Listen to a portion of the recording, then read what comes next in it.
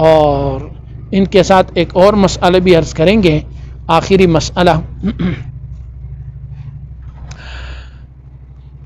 مسئلہ یہ ہے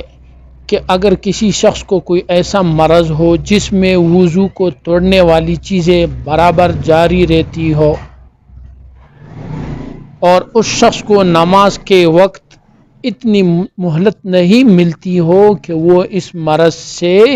بچ کر اور خالی ہو کر نماز پڑھ سکے، تو ایسے شخص کو ہر نماز کے وقت کے لیے نیا وضو کرنا چاہیے، اس لیے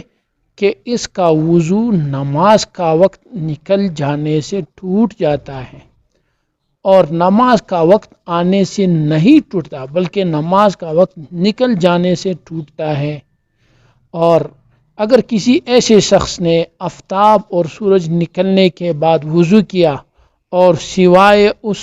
لاحقہ اور مذکورہ مرض کے کوئی اور وضو کو توڑنے والی چیز بھی نہیں پائی گئی تو ظہر کا وقت آنے سے اس کا وضو نہیں جائے گا، ہاں ظہر کا وقت جانے سے اس کا وضو ٹوٹ جائے گا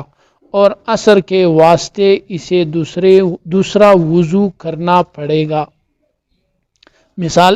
مثال یہ ہے کہ کسی کو ہر وقت پیشاب جاری رہتا ہے،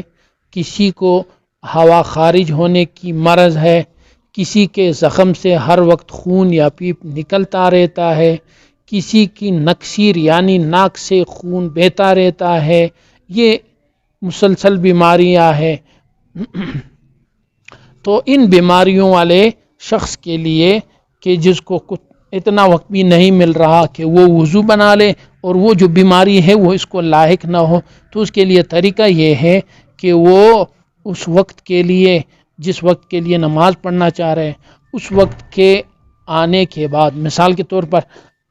عصر کا وقت شروع ہو رہا ہے تو عصر کا وقت شروع ہو جائے پھر وہ وضو بنا لے، پھر عصر کے وقت میں وہ اسی وضو سے چاہے اس کو 50 بار پیشاب آئے، اس کو تو پیشاب کی بیماری ہے، یا اس کا 50 بار ہوا نکلے، یا اسی طرح ناک سے خون بہے یا کسی زخم سے خون نکلے، وہ کوئی بات نہیں ہے، 50 سے زیادہ اس کو یہ مجبوریاں لاحق ہو لیکن پھر بھی اس کا وضو نہیں ٹوٹتا، مغرب کے وقت داخل ہونے تک وہ اپنے اس وضو سے نماز پڑھ سکتا ہے، تلاوت کر سکتا ہے اور ہر وہ چیز کر سکتا ہے جس کے لیے وضو لازمی ہے۔ لیکن ایک بات یہ بھی یاد رہے کہ یہ جو مرض اس کو لائق ہے پیشاب کا یا خون کا یا پیپ کا یا نکسیر کا یا ہوا کے خارج ہونے کا، اس شخص کو جس نے عصر سے مغرب تک اسی ایک وضو سے یہ ساری چیزیں کرنی ہے، اس کو اس مرض کے علاوہ کوئی اور ایسی چیز لاحق نہ ہو جس سے وضو ٹوٹ جاتی ہو۔ اگر ایسی چیز لاحق ہو گئی تو اس کا وضو ٹوٹ ہی گیا۔ مثال آپ کو دیتا ہوں، ایک شخص ہے، اس کی بیماری یہ ہے کہ اس کے زخم سے خون بہتا رہتا ہے یا اس کے زخم سے پیپ نکلتا رہتا ہے، تو اب شریعت کی طرف سے اس کے لیے کیا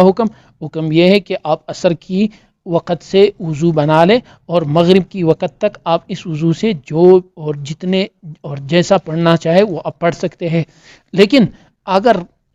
اس دوران اسی مریض کو جس کے زخم سے ہر وقت خون یا پیپ نکلتا ہے، اگر اسی مریض نے جا کر وضو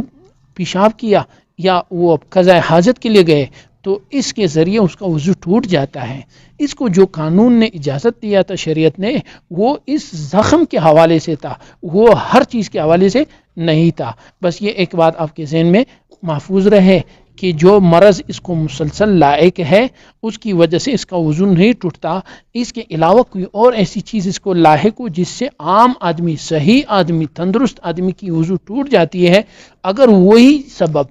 اس مریض کو لاحق ہوا تو پھر اس کا بھی وضو ٹوٹ جائے گا، لہٰذا پھر اس کو دوبارہ وضو بنانا پڑے گا، پھر اپنے سفر کو جاری رکھے۔ انشاءاللہ امید ہے کہ آپ سب ساتھی یہ مسائل سمجھ چکے ہوں گے، تو یہ جن کو سمجھ نہ آئے وہ رابطہ کر سکتے ہیں۔ آپ کا خادم حاضر خدمت ہے، فی الحال اسی پر اکتفا کرتے ہیں۔ السلام علیکم ورحمۃ اللہ۔